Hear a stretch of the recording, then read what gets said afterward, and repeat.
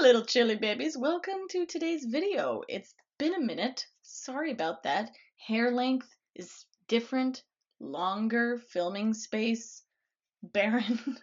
I'm in my new loft office or loftus. But anyway, I've missed all your cutie little faces, and as usual, I don't like to make a really long intro, and so here we go. I don't usually do a lot of effects videos because the thing that I enjoy the most about the tube is definitely making content that I feel like is actually going to be helpful to you and that you can utilize.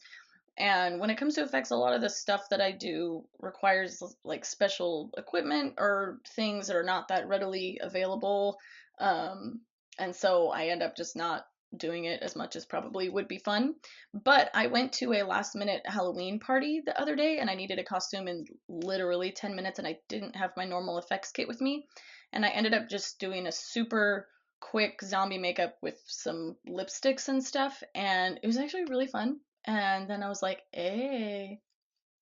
And I realized that there's actually some sort of old school makeup tricks that I could do to make it even more fun and show you guys in a video using stuff that you can get really at this time of year at any or most of those Halloween pop-up stores or maybe even like Party City or something. So yeah, I'm going to show you guys how to do a super quick but surprisingly legit zombie makeup using stuff that you can actually have access to, and I'm going to do that now. So there are 3 parts to this. One is just the paint job, which is the only aspect of this that I did when I had less than 10 minutes to do it, and you can just do that and leave it be, or you can do the other 2 components that'll kind of up the coolness factor if you want to be cool. And those are building wounds out of wax and also making some zombie skin texture with latex and tissue. I'm going to start with the wax wound buildup, and so I'm going to take this makeup off so I can be starting with a clean surface. And also, I'm only going to do 1 wound and 1 skin tissue area. You can do as much as you want, but you don't want to be here for a million hours watching me completely cover myself, and I don't want to be here after the video ends having to take tissue off of my whole person. Okay, all right, so the basic components that you're going to need for the wax wound buildup is nose and scar wax and a wee bit of spirit gum adhesive, and I'll link in the description box the stuff that we use. It's a lot of just little random things. And before we get started with this, I wanted to just give a little breakdown, some stuff to marinate in your mind grapes. So I'm just gonna go down the list that I've made. Oh, this is quite sticky, so it helps when you're working with it to put a little bit of oil or something on your fingers so that it's not just a big old stick fest. Also, it is going to stay malleable. It's just wax. So I wouldn't recommend putting it like right around your mouth, or I don't know why you would put it like in your fingies, but it's gonna move around and get squished. And also, it doesn't breathe. It's just wax, y'all. So if you're really sweaty, it might, not last the best. Or if you're going to sweat a lot for some reason, or if it's super, super hot and humid, then maybe explore some other options like prosthetics, which we can get into that in another video if you guys are interested in this type of stuff. It is fun. Again, because this is wax water-based stuff, it's not going to stick to it. You're better off using cream-based or oil-based or alcohol-activated makeups if you're fancy and you've got them on hand. You can tint this. This comes in a number of colors pre-tinted, but you can mix a little bit of, cream or oil-based foundation or concealer into it to tint it to your skin tone. These are a couple tips just for maintaining the cleanliness of your workstation and sanity. The cleanliness of your sanity. I don't like how that sounds. You're going to want to have some alcohol and like a paper towel or a washcloth on hand because your fingers are going to get spirit gum on them, and so you're going to want to be able to spray some alcohol and wipe them off. And I always recommend putting a little bit of tape to tape your cup of adhesive down to your station. Guess why? because I have spilled it before and it sucks. I also like to put down some wax paper or palette paper, just, it's messy. And before you start doing things with adhesives or adhesive removers or anything like that, it's always a good idea to do an allergy test first. People can sometimes be allergic to these things, so look out.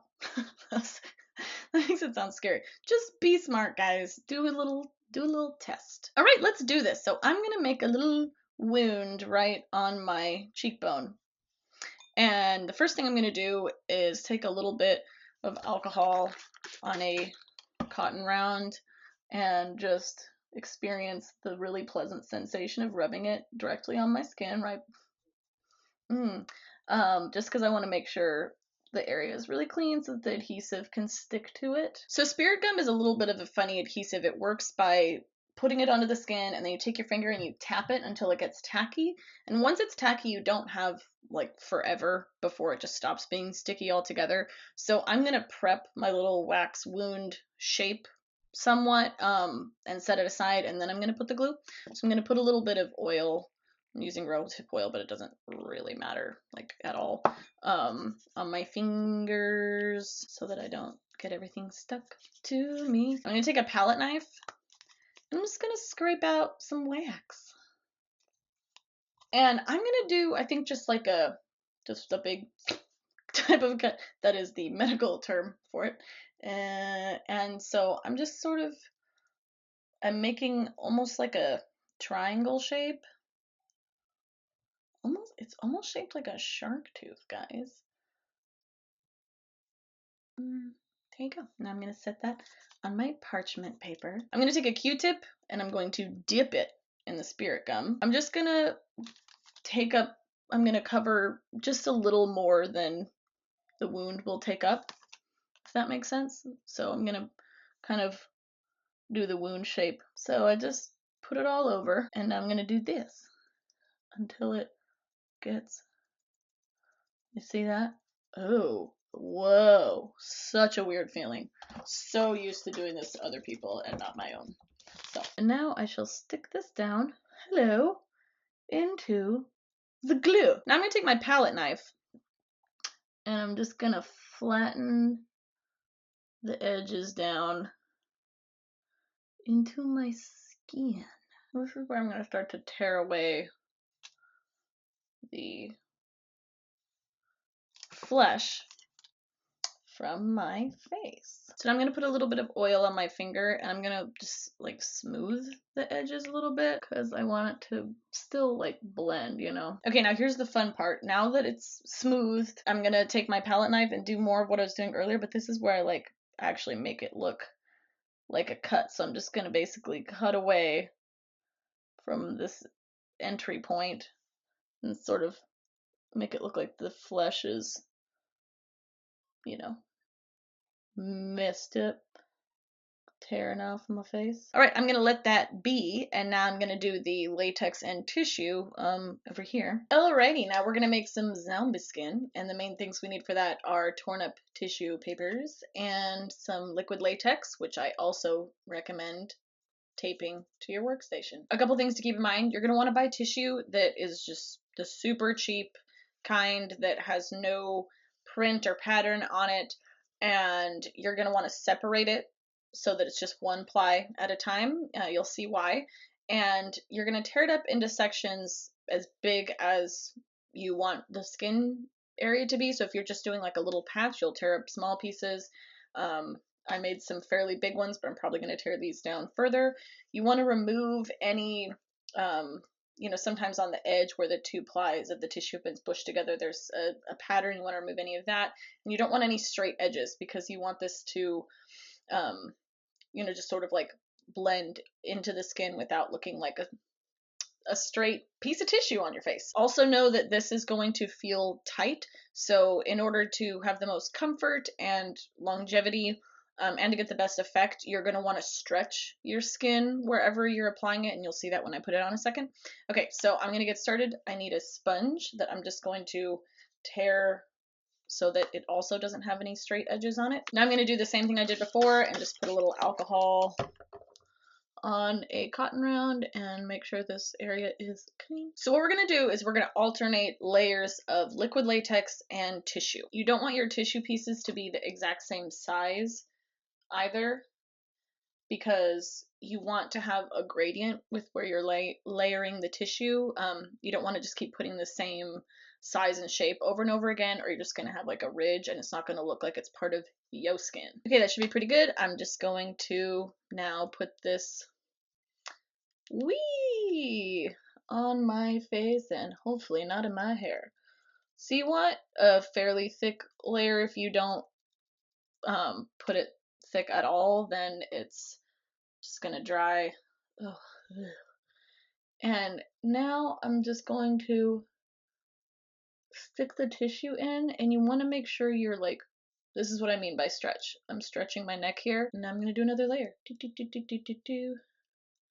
And I'm gonna take the latex past the tissue. Now I'm gonna put another piece. And each time you just want to make sure you're not just laying it flat, because then it's not going to look like yucky, wrinkly zombie skin. It's just going to look like you have weird paper skin. And if you're going to a Halloween party as a person with weird paper skin, then that is perfect. You don't want to do just 1 or 2 layers, because then it's going to be a nightmare to remove. You want to build it up so that it has at least enough bulk that you can kind of tear it off in one piece at the end of the night. Another little fun thing is that you can build wounds with this as well. I like to kind of make sores by just tearing little holes throughout. Alright, now I'm going to let this dry. It helps to hit it with a blow dryer, so that's what I'm going to go do. Alright, now that this is dry, we can do the fun part and paint this bitch. This bitch being me. So the first thing I'm going to do is I'm going to go over this latex tissue mess with a little bit of, I'm not going to use my skin color foundation. I'm going to use something a little paler because I want to look kind of sickly. And I'm just using a little bit of liquid foundation. It's a little too light for me. And a brush. And I'm going to go over this area.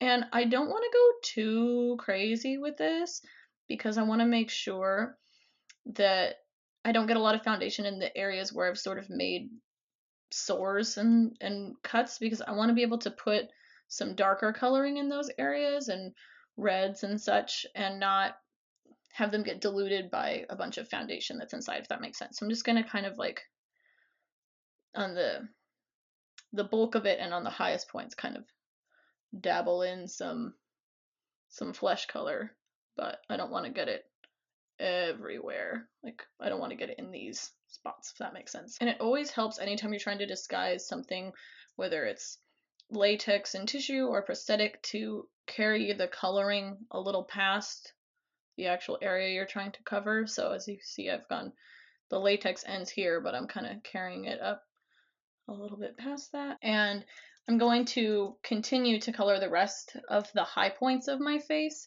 with this lighter foundation color that I put here. You'll also notice that I did not remove my eyebrows, and that's because just because you a zombie doesn't mean you have to have bad brows. So I used 2 different palettes to do this zombie look on myself, and you don't need to use these, but essentially you need a contour, and Creme is going to work better for this. So I'm using the Kat Von D Cream Contour palette, and I was using this middle shade, I believe. And then my Anastasia Beverly Hills lip palette. But you don't need to use those things as long as you have a dark cream color that's a little desaturated and some dark lipsticks. I just was using, you want like a red that's not too bright of a red, and then this darkest one, I was mixing a little bit of the yellow into it just because I wanted like a dark purpley brown reddish color. And you can find lipsticks like that are cheap. You don't have to go out and buy these palettes, just as long as you get some dark purpley brownish reds and kind of a standard red that's not too bright and saturated, and some darker contour colors, be good to go. So I'm going to keep using that same brush for a bit here, but I'm just going to clean the lighter color off of it, and I'm going to smush it into that medium contour shade. And I'm just going to stipple that into my cheekbones. And you can feel with your fingers where your bone structure is, and you're just going to go along there. And you can feel like the recess of your face. I'm going to do it in my temple a little bit, up through here, a little bit between my brows. Obviously it's going to be modified where I've put latex, but I'm still gonna try to get that basic shape down. Right along this brow ridge, make these look more pronounced. Around the corners of the nose, down here, into the kind of laugh line area. I'm gonna accentuate my chin a bit, and I'm gonna get under the eyes. And when I do that, I'm gonna exaggerate the placement, and I'm gonna focus it mostly on the outside and inside and leave a little bit right here. I don't want to do a full circle, if that makes sense. And I'm also gonna get in my neck, and I'm just gonna go on like along these. If you stretch like this, you can feel these tendons. I'm trying to accentuate these, so I'm shading on either side of them and then going up under my jawline. Now I'm going to use this, actually not a junk brush, but you could totally use a junk brush just because it happens to be the right size and in front of me, so I'm just going to be a little nicer to it than I otherwise would be. It's a Wayne Goss number 20 brush that I really like. And that dark purpley color from the Anastasia palette. And I'm using a smaller brush because I want to be more precise now with my shading, and I'm going to just enhance. And again, I'm just using like little stipply motions. I don't want any solid blended shading. I'm going to enhance these dark circles.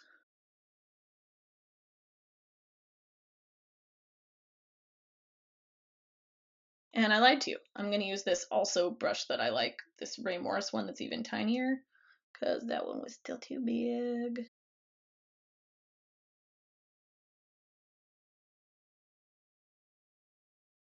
And this is where I'm really going to lay down the shading placement more specifically. And I hope it's coming across how stipply I'm being.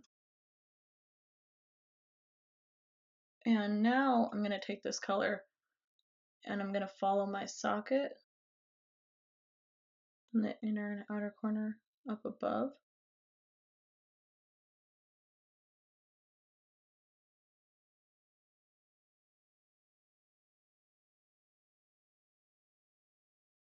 And I'm going to also just do a little bit, right, there's a little natural curve you can feel. There tends to be a crease right here, right where your actual eyeball is. You can just sort of enhance that a little bit. Just follow that crease. And now I'm going to go take this color, just accentuate around the nose, again down into the laugh lines, between here, enhance these little areas. I'm going to take this into the deepest parts of the contour. I'm actually going to use that slightly bigger Wayne Goss brush now. Okay, now I'm going to color in some of these wounds, and I'm going to take a less purpley, more just red-brown color, and I'm going to fill in the holes on my face. So I'm going to just paint into here, making sure I get underneath my little skin folds.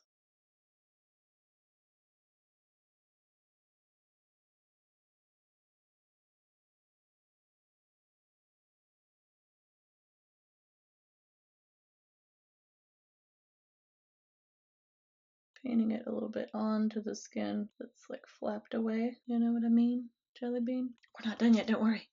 But I'm just gonna take this color onto the little wounds on this side of my face.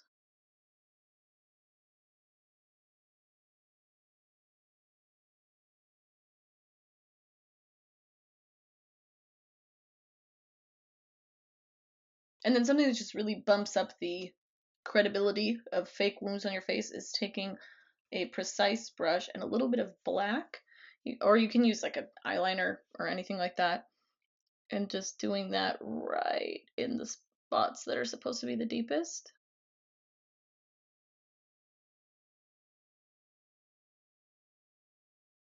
Makes it look more real.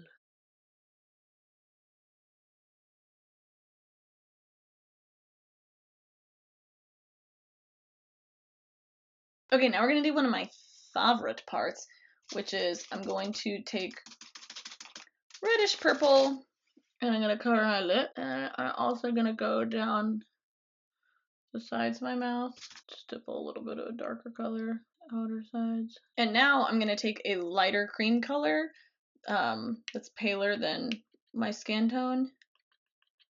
This is my favorite little trick. And I'm going to put it on my finger and I'm going to make an extreme kissy face. You want to wrinkle and tighten your mouth up as much as you can. And then with this on my finger, I didn't need to keep talking like this, but now I'm committed. You're just going to stamp the lighter color on. And then it makes you have dead mouth, which I think is a cool kind of mouth. Okay, now I'm going to take this tinted hair gel. It's a good red brown. So I'm gonna just take it, and spill it. Yes. And this is going to act as our zombie blood. Take a little Q-tip and I'm gonna put it in the wound. Put it in the wound. And just spread it around. Get a little drippy drippy. Looks very good in sores. Yes.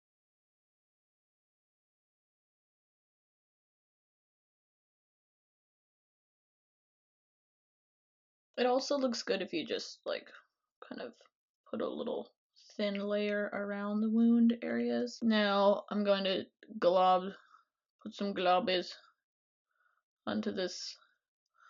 I have dead people dripping from my mouth situation. I also really like to make it look like it's coming out of your nose. Whew, my eyes are watering. Yeah. Just like it's dripping right from your nose down into your mouth. Now seems like a good time to release the beast. Why not? Might as well just got a little head wound action. Stick some in my brow. Okay, now for my favoritist part, take a little mouthwash and just like regular food coloring and mix mostly blue with some red and yellow until you get the proportions right. Make sure you're wearing a shirt that you don't mind getting dirty. For example, like this shirt. Shake it up, mix it up in a little bottle, and then just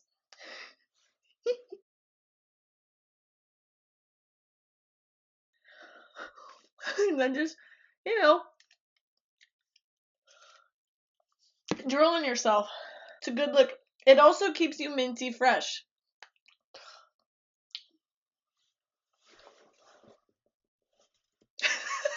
So there you have it.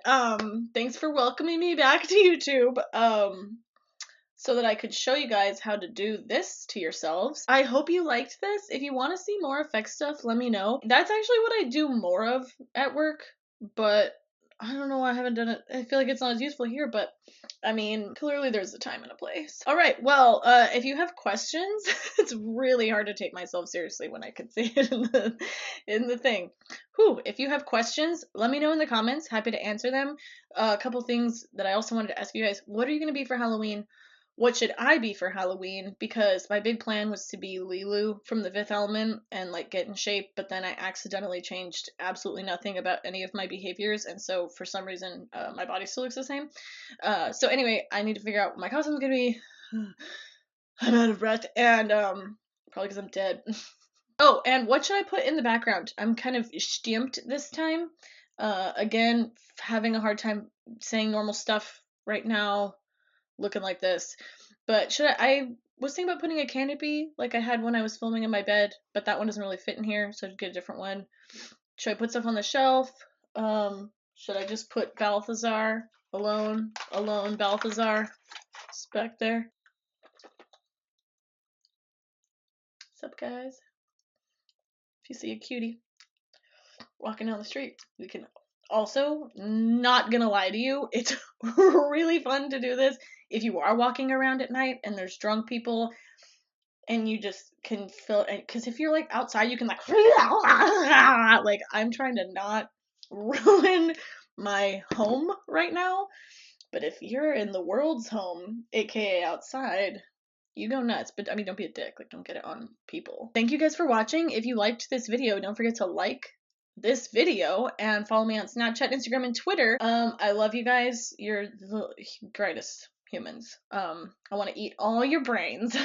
Oh, this is the part where I threaten you. If you don't follow me on social media at Kiki G Makeup and subscribe to this channel and like this video, then I will just straight up eat your brains. And you should believe me when I say that right now, looking like this. I'll see you guys in a couple days. Bye.